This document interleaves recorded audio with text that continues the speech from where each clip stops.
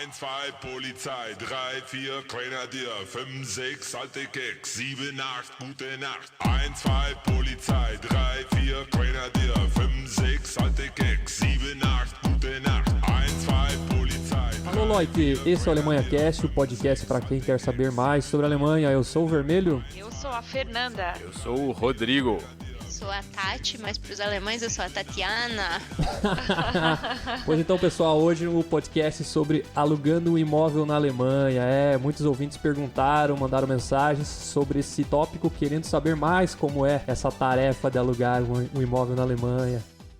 Warte mal. Não, caro ouvinte, você não está ficando louco. Como informamos no programa anterior, o podcast sobre alugando um imóvel na Alemanha ficou relativamente extenso, portanto decidimos dividi-lo em duas partes. A primeira parte, a qual é o episódio número 9, falamos sobre algumas características dos imóveis na Alemanha. Agora, no Alemanha Cast número 10, vamos falar sobre a busca e locação dos imóveis em si. Então, fique agora com a segunda parte do podcast.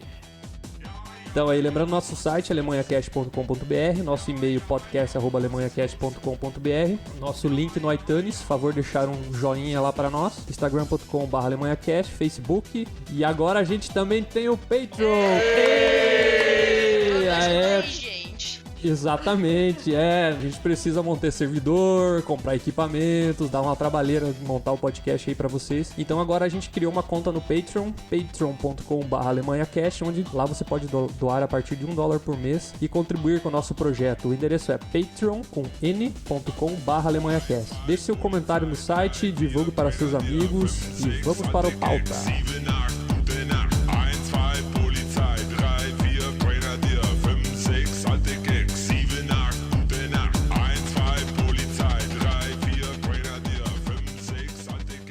Começando a segunda parte do nosso programa Alugando Imóvel na Alemanha.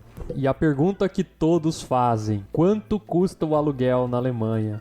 Na verdade, assim como no Brasil, depende da cidade que você mora. Tem cidade que tem um custo de vida maior, depende da localização, depende do tamanho, depende da proximidade com transporte público, com urbano, etc. Na verdade, até é bom você ter falado do ban, né? Transporte público, em geral, você acaba tendo alguma coisa perto, tipo um ônibus e tal. Mas a proximidade com o metrô, geralmente, faz uma diferença grande. É bom ter o trem perto, que é mais fácil, né? Você se deslocar dentro da cidade, mas além disso também tem, se é perto de uma indústria, depende da vizinhança, etc, pode ser que varie bastante o preço do aluguel também. Assim como no Brasil, aqui os imóveis também têm custos adicionais na locação. No Brasil a gente tem, por exemplo, valores adicionais com relação a condomínio, com relação a despesas gerais do imóvel, né? Por exemplo, limpeza, algumas manutenções dos prédios, os termos que a gente usa no Brasil. E aqui na Alemanha também tem alguns termos que são comuns aí quando você for procurar seu imóvel. Eu resumiria em 4 termos principais, assim, que você vai trombar toda hora quando estiver procurando um imóvel na Alemanha. Primeiro, que é o Kaltmiete,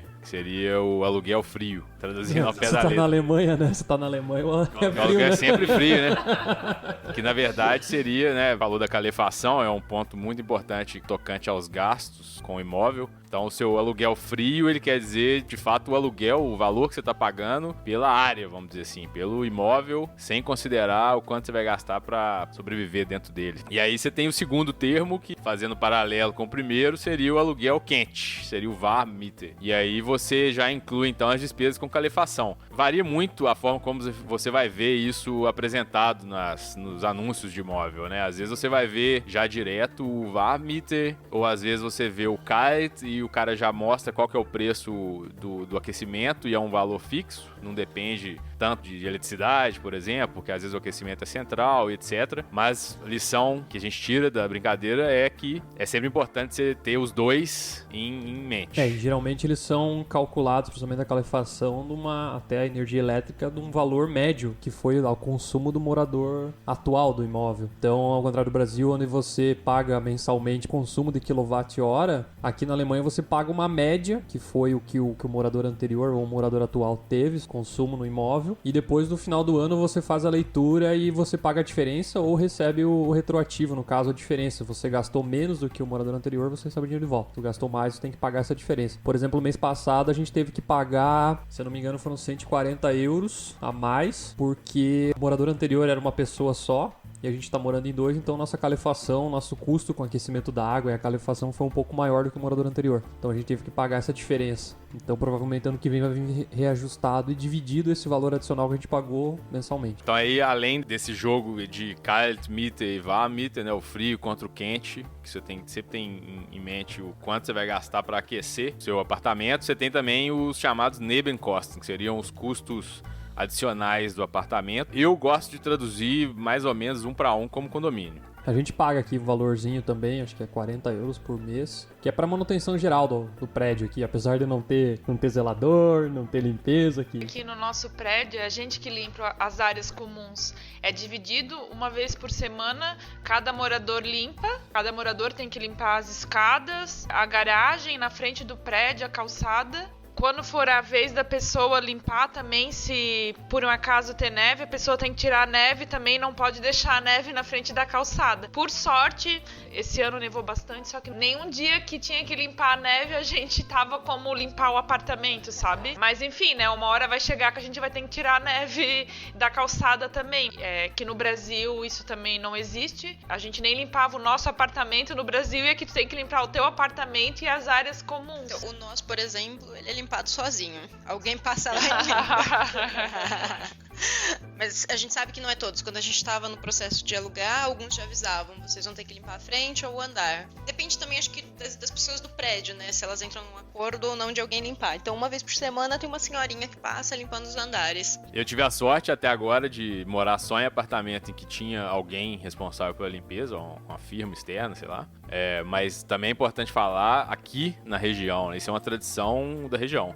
A tradição Schwäbisch. Essa questão, tem até um nome, chama de Kehrwoche, né? Cada semana é um cara um apartamento que é responsável por essa limpeza das áreas incomuns aí. Aqui no nosso apartamento, quando eu cheguei na garagem, tinha muita teia de aranha. No meu dia de limpar, eu demorei muito porque eu tirei tudo. Só que eu percebi que isso ali já era coisa de anos, não era de um dia pro outro. Eu acho que eu fui a única pessoa que tirei, entendeu? E assim, sempre quando a gente limpa, a gente faz uma limpeza um pouco melhor, mas a gente vê que é bem superficial, assim. É só passar um aspirador e tirar o pó de cima, mas não tem uma limpeza como a limpeza do Brasil. Mas vocês têm que sempre lembrar que é uma semi-limpeza, não é uma super limpeza. Vocês não vão ficar esfregando nada, passa uma vassourinha rapidinho e tá tudo pronto.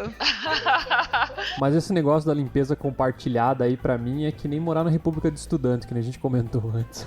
Tem um que limpa bem e tem outro que né? Vamos falar que dá uma tapeada só. Então, o quarto termo interessante ou importante é o Kaution, né? Que aí é fácil de traduzir até, né? Que é o nosso calção. Que geralmente quando você aluga um imóvel aqui, você deixa de 2 a 3 aluguéis frios, Kaltmiete, como calção pro proprietário, né? De forma a ter um backup lá, uma segurança, caso você, sei lá, bote fogo em alguma coisa, saia destruindo as paredes, etc. No Brasil a gente tem o famoso fiador, aqui na Alemanha não existe essa figura, pelo menos eu desconheço. Como segurança, o proprietário geralmente pede 2 a 3 meses de aluguel antecipados, ou seja, no primeiro mês você vai ter que pagar o mês de aluguel. Aqui você paga e mora, no Brasil você mora e paga, né? No Brasil você paga o primeiro mês de aluguel geralmente no segundo mês que você está morando, e aqui na Alemanha você paga antecipado. Ou seja, de cara você vai pagar o Kaution, que pode ser 2 ou 3 aluguéis, e mais o aluguel que é o aluguel mesmo. Em primeiro mês, prepara a carteira. Essa questão do calção, claro, né?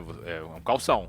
A própria definição já diz, ele não fica pro proprietário, ele fica ali por esse período que você tá morando, só pra garantir, como eu falei, que você não vai causar nenhum dano grave ao imóvel. E aí na hora que você sai, ele é devolvido em tese integralmente, mas pode ser que se tiver alguma despesa que o cara teve que cobrir pela sua saída, ou algum dano menor que você deixou, e aí alguma manutenção que ele teve que fazer por conta da sua saída, ele vai descontar ali desse valor e vai te devolver inteiro. Comigo já aconteceu as duas coisas. Já aconteceu de eu receber menos do que o valor do calção, porque eu morava num apartamento mobiliado e aí eu quebrei um quadro da proprietária, por exemplo, e ela me cobrou lá 10 conto do calção. E já aconteceu de eu receber com juros o valor do calção, porque esse dinheiro geralmente ele é colocado numa conta em seu nome. O cara não bota embaixo do colchão na casa dele. Ele abre uma conta no seu nome, num banco, tal, comum, até ele te pede lá a cópia da sua identidade para abrir essa conta, e esse dinheiro fica parado lá rendendo mixaria, mas rendendo. E aí quando você sai, você recebe ali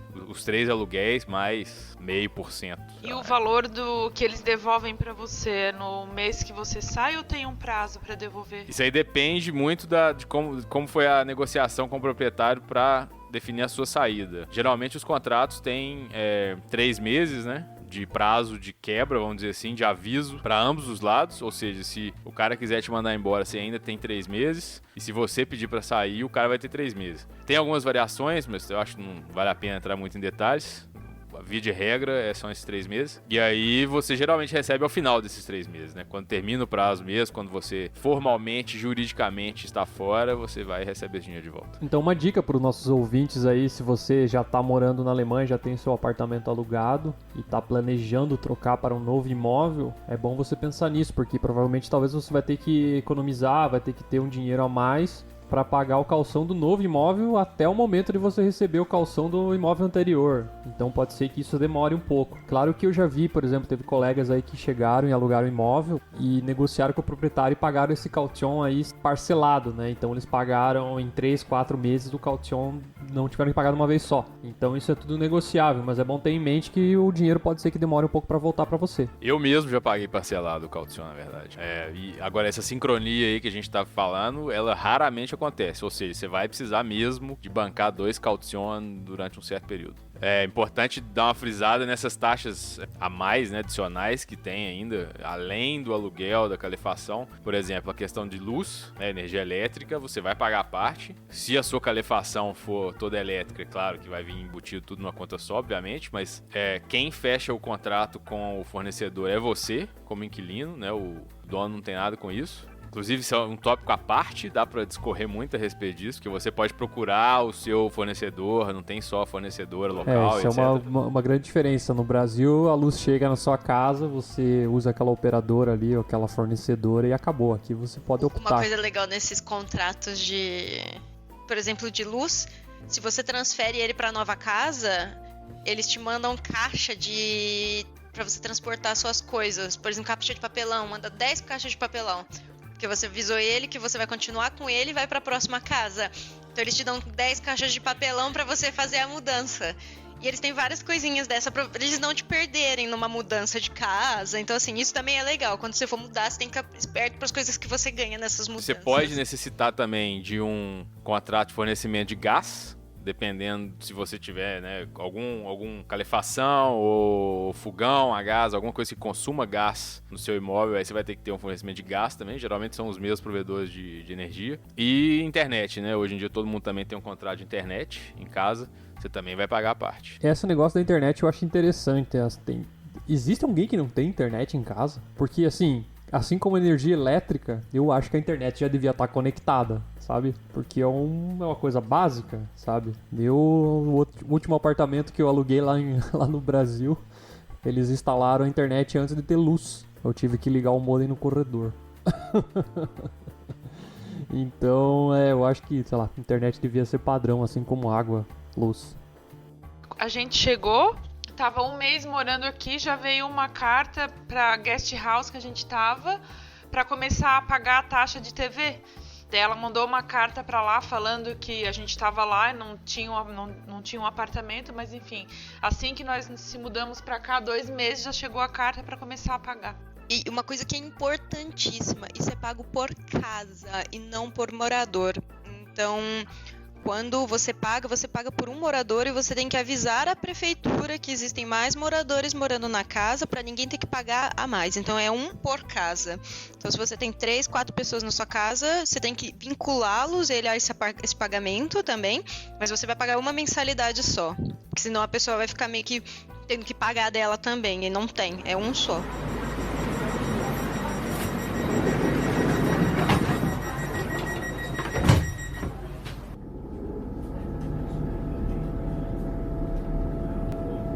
Nächste Station, Hauptbahnhof.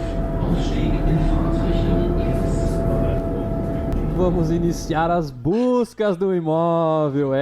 Eu dou algumas dicas pra vocês. Primeiro, paciência. E segundo, vai dar trabalho. E aí o passo mais importante, já você tendo em mente que vai dar trabalho, ou seja, né? Segura a onda, fé em Deus, vambora. Você vai ter que definir o que você quer. Agora que você já sabe calefação, Kaltmiete, Warmmiete, 2,4,5... Você já sabe tudo isso, Keller, Dachboden, etc. Você vai definir o que você está procurando, qual o tamanho, o que você precisa, o que você não precisa e Casas Bahia, quer pagar quanto? Exatamente, eu acho que o valor aí é o que vai definir. Se você... Geralmente é difícil, principalmente na região que a gente mora, não existem tantas opções, mas óbvio, se você abrir o bolso e quiser pagar mais, tudo fica mais fácil. Então vai depender do que você quer. Tem regiões que já tem, sei lá, tem a creche para seu filho do outro lado da rua, mas tem lugares que você vai ter que pegar um ônibus, tem lugar que você vai ter que pegar um bando, vai ter que... Então tudo depende do... Quer pagar quanto? Depende das Casas Bahia. E até a gente demorou um pouco para alugar o nosso porque a gente colocou um limite de valor, mas se tivesse subido um pouco o orçamento, talvez teria alugado um pouco mais rápido. Geralmente você usa ferramentas online para te ajudar, né? E aí esses critérios todos, se tem varanda, se não tem, se tem cozinha, se não tem, se tem porão, se não tem, sacada com churrasqueira, se não tem, isso aí tudo você geralmente configura nas ferramentas, né? Consegue falar, beleza, eu quero só apartamento que já tem cozinha montada e tem mais de 60 metros quadrados. Mobiliado ou não, e aí você fica recebendo as notificações lá. E aí, cara, a questão da paciência, muitas vezes é uma gangorra essa busca, né? Às vezes você recebe um monte de coisa num dia, no outro dia você não recebe nada, você visita um monte de uma vez, de repente some, você não tem nenhum apartamento para visitar, e muitas vezes você visitou um apartamento, deixou seus dados lá como interessado, passou um mês, nada, e você procurando, e vai apartamento pra cá e pra lá, e de repente liga um corretor ou um proprietário de um apartamento que você visitou há um mês atrás. Que você talvez nem lembre mais qual é. Que você muitas vezes não lembra mais qual era.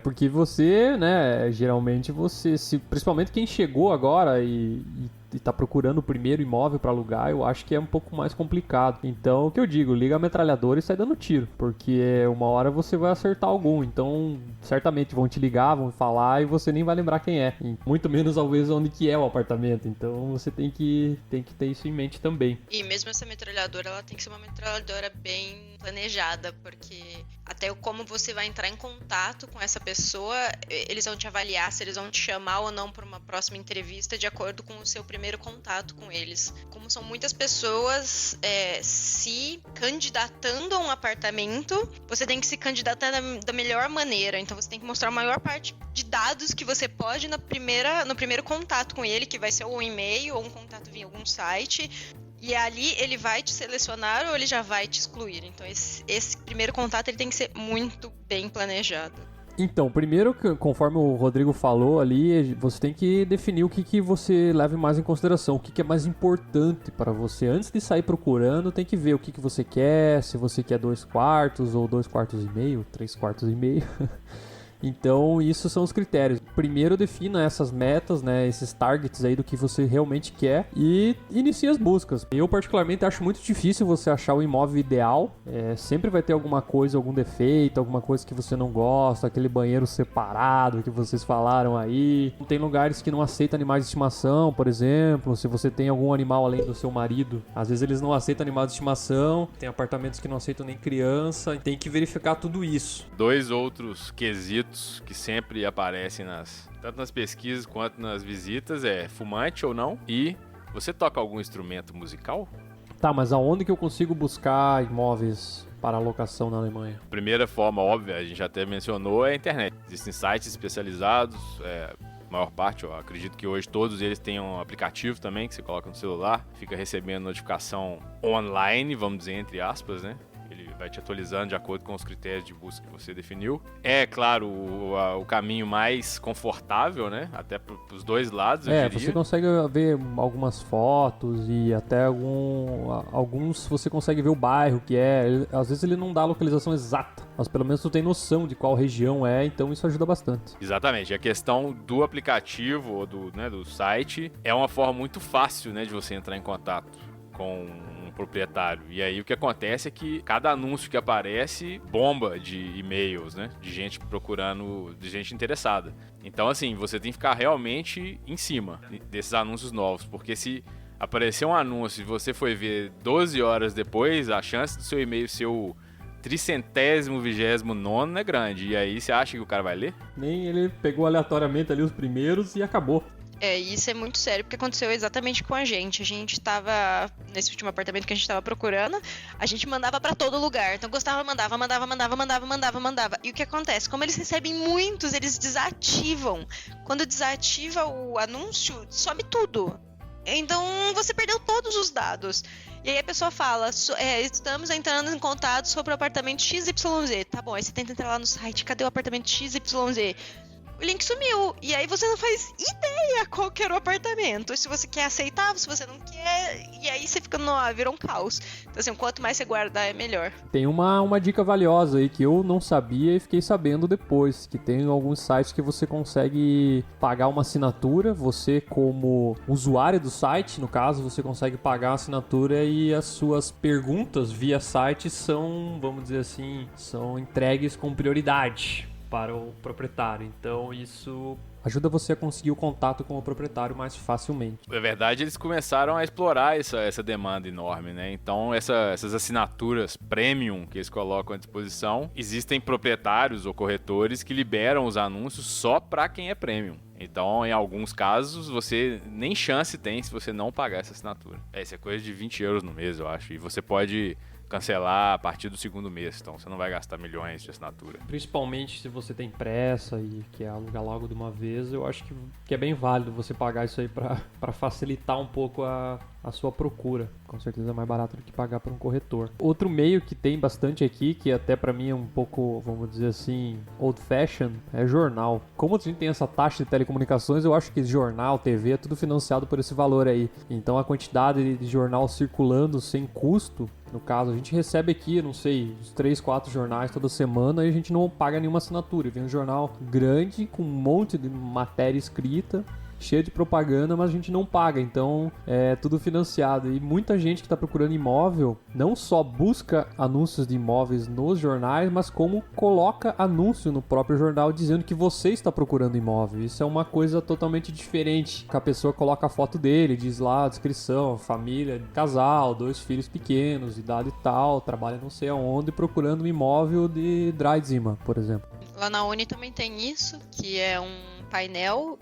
onde teoricamente você colocaria o seu apartamento para alugar, se fosse no Brasil. Aqui as pessoas não têm nenhum apartamento para alugar, só tem estudantes pedindo apartamentos. Então são mini CVs deles com telefone, avisando o que eles querem, o que eles precisam, para ver se alguém tem algum apartamento para alugar para eles. Mas uma dica que eu dou é procurar, né, na empresa, conversar com conhecidos e trocar uma ideia com colegas no trabalho. Porque sempre tem alguém que conhece, um vizinho que está saindo, um amigo que está deixando, uma pessoa que está indo embora. Então talvez seja mais fácil por indicação do que, até porque amigo de amigo é mais fácil do que pegar uma pessoa aleatória para alugar o imóvel. Tati já comentou até que, né, a mesma primeira mensagem ali dizendo que você tem interesse, que você gostaria de fazer uma visita, se você deixar lá a mensagem padrão que os sites, os aplicativos sugerem, é muito pouco. Os caras não vão nem considerar a sua mensagem de cara. O ideal é você já contar uma historinha, dar uns dados ali, idade, quem vai entrar no apartamento, se tiver alguma motivação especial, sei lá, eu tô sendo transferido pela empresa de cidade, por isso eu estou numa necessidade urgente de apartamento. Se der um pouco mais de background, vai ajudar, porque isso tudo ajuda a fazer uma imagem de quem está interessado no apartamento dele, né? Se alguém já aparece mandando uma mensagem padrão, o cara fala, pô, esse cara não deu nem o trabalho de elaborar um pouco para entrar em contato comigo.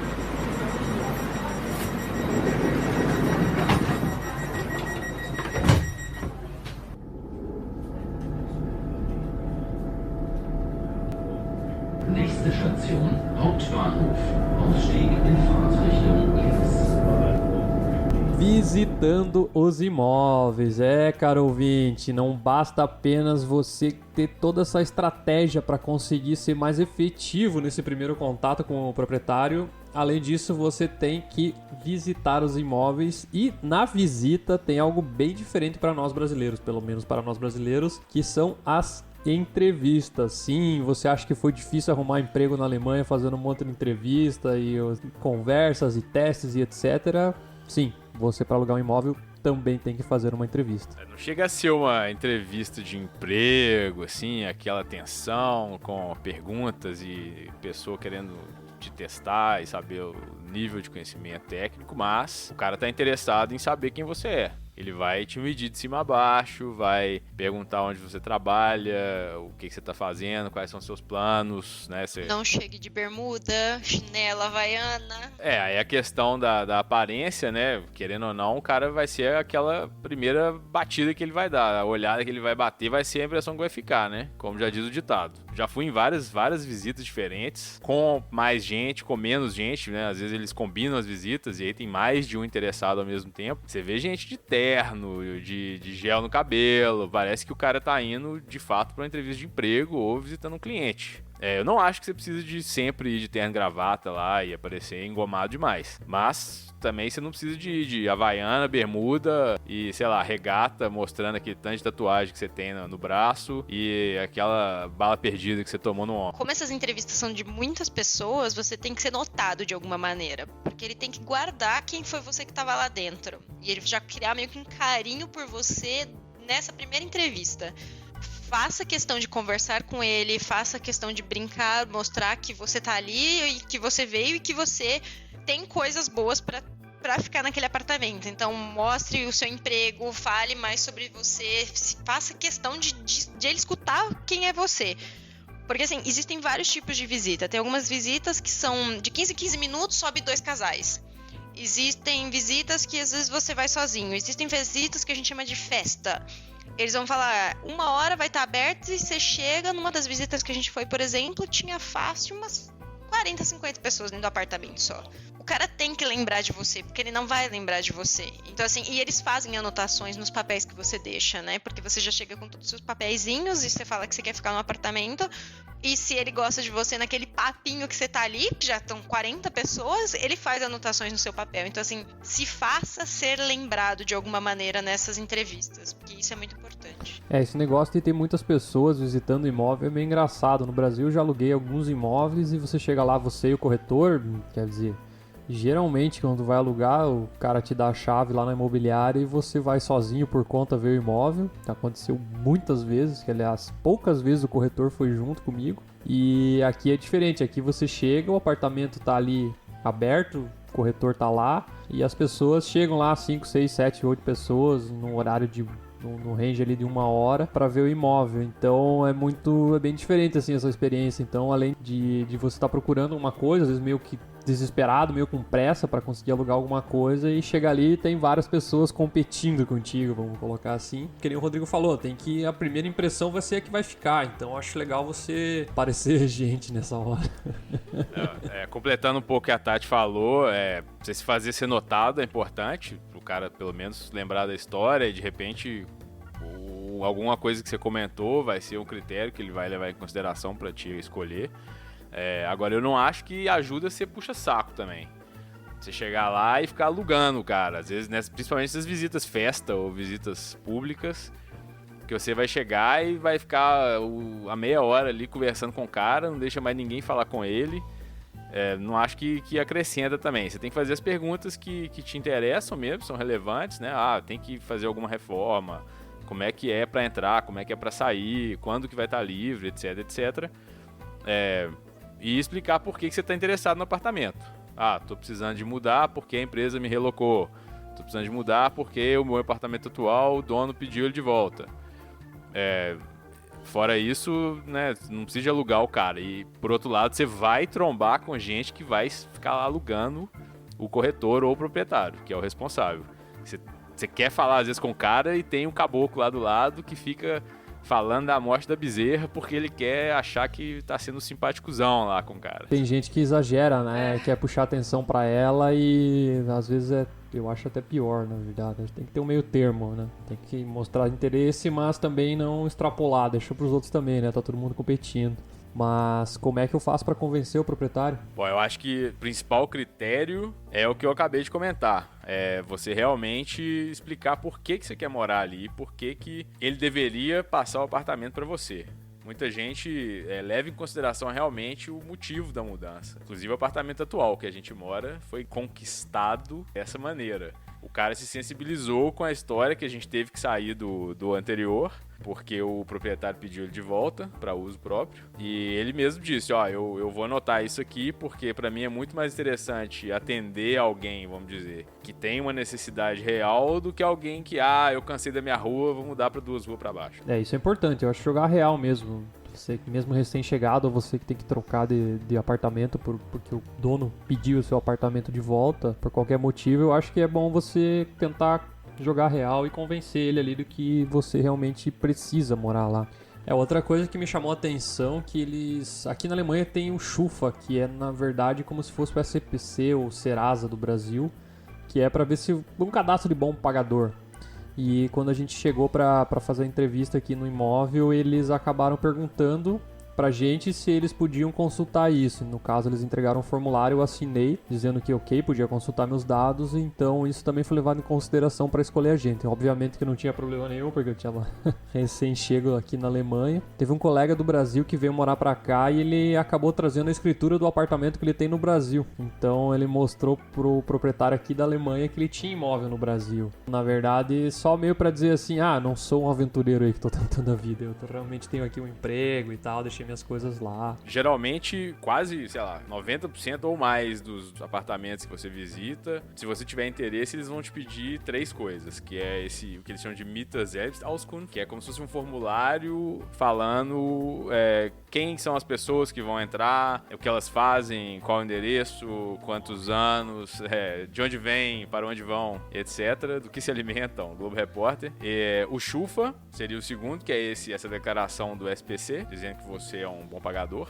Geralmente eles te pedem os 3 últimos contra-cheques da empresa, que é um pouco, de abertura demais da sua vida, mas é a forma que os caras têm de saber se você consegue pagar ou não um aluguel. No nosso caso aqui, a gente acabou, como a empresa é a mesma que eu trabalho, eu acabei trazendo os contra-cheques, que eu não tinha os 3 contra-cheques ainda na época, e como eu tinha a declaração da empresa dizendo que eu fui transferido pra cá, eu acabei mostrando um contra-cheque daqui e 2 do Brasil. Acho que até foi vamos dizer assim, um ganho pro meu lado, porque eu já tinha a mesma empresa e tal, não tava começando num emprego novo, então acho que já até deu uma segurança a mais pro proprietário.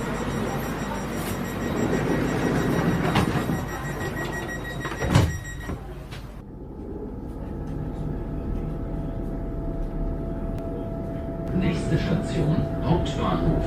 Ausstieg in Fahrtrichtung links. Finalmente assinando o contrato.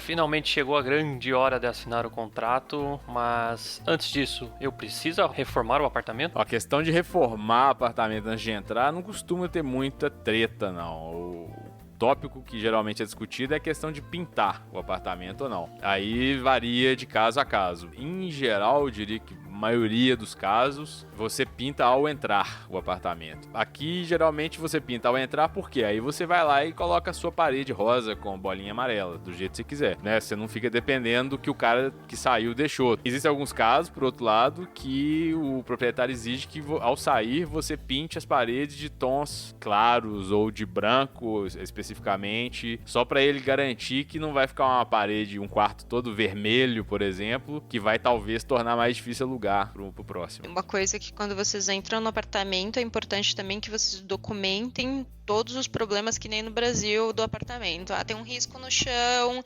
tem uma porta quebrada, deixa tudo bem documentado junto com o corretor, que isso é muito importante para você não perder seu dinheirinho que você deixou de calção lá dali de 2 anos que você vai sair do apartamento. Então no contrato tem todos os custos ali, como é que vai ser a questão do caution e outros detalhes, então é importante estar por dentro disso aí para na hora que você sair ou acontecer algum problema você estar ciente do que pode vir a acontecer.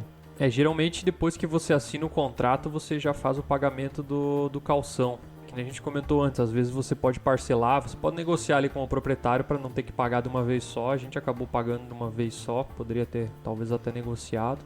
Mas às vezes vale a pena parcelar para você passar no IKEA e comprar algumas coisinhas para a sua casa nova. As meninas adoram. Depois que você conhece o IKEA, você nunca mais esquece.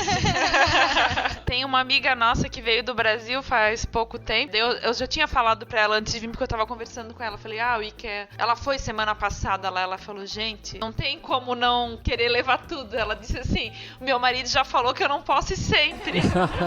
Tem acessório pra tudo, né? Não tem como ir lá e não voltar com nada pra casa, né? Tu sempre acha um bagulho que tu nem sabia que existia, mas que tu não vive mais sem depois de passar por lá.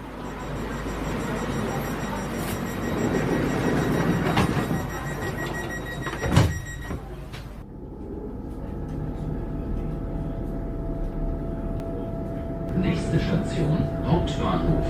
Ausstieg in Fahrtrichtung links.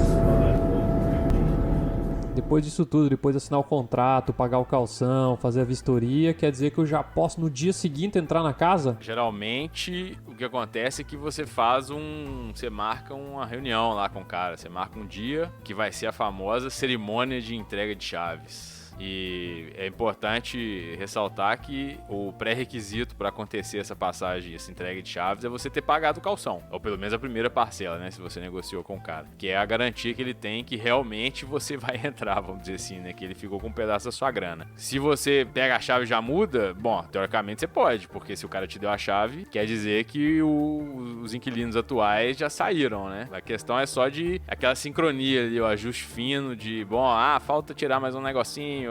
Tem mais aquele temazinho ali pra terminar de arrumar, ou não, tal. Então, a partir de, sei lá, sábado que vem você já pode entrar. Ou, bom, tá com a chave, pode entrar agora.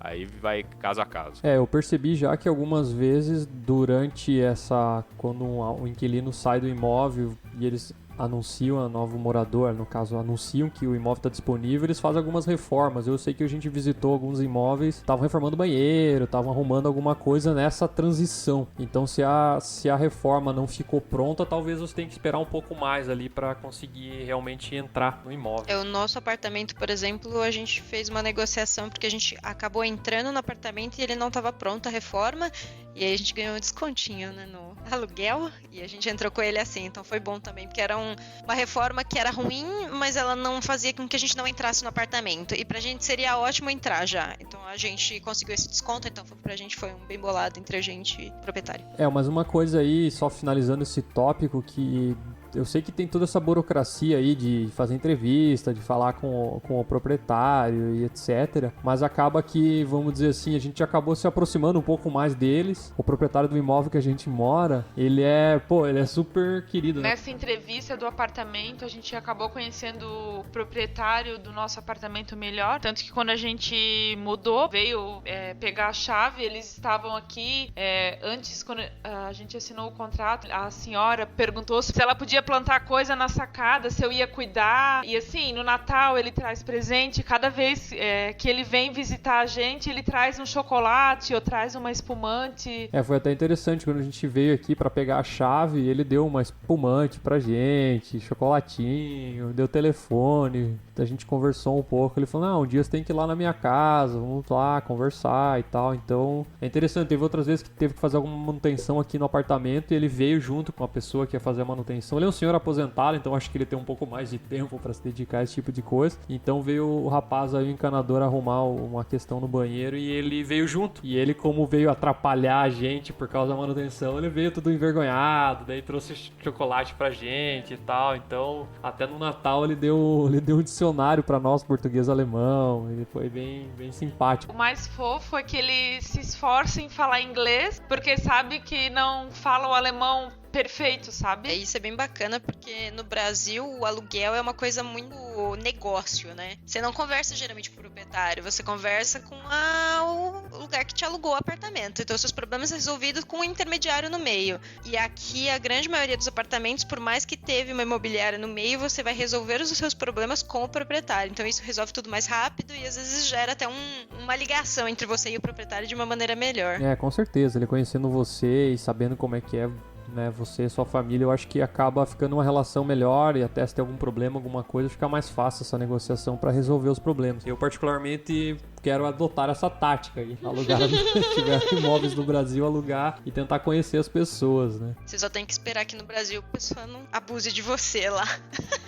Eu acho que agora a gente tem um podcast, finalmente, aí depois de muita conversa. Eu acredito que a gente pode ter ajudado vocês aí, ouvintes, a pensar um pouco, entender um pouco mais como é que funciona todo esse processo relacionado a alugar um imóvel na Alemanha. Uma coisa eu digo, dá trabalho, mas não se assustem, vocês vão conseguir alugar a sua casinha. Pode ser que demore, depende do tamanho do seu bolso, depende do tamanho da sua paciência, mas fica tranquilo que você vai conseguir. Finalizando, eu vou deixar a mensagem assim como eu comecei, na verdade. Eu acho importante você entender como é que funciona a brincadeira aqui e julgar segundo as regras do jogo. Não adianta você ficar indignado, por que esse alemão quer isso de mim? Por que esse cara não fala inglês? Cara, você que tá indo pro outro país. Então, infelizmente, você tem que entender como é que a coisa funciona e dançar conforme a música. Espero que a gente tenha ajudado com esse podcast. A gente sabe que não é uma tarefa muito fácil, porém também não é tão difícil. Todos nós moramos aqui, conseguimos alugar, estamos super felizes. Nos vemos na Alemanha, pessoal. Valeu, galera, um abraço! Um abraço! Valeu, tchau!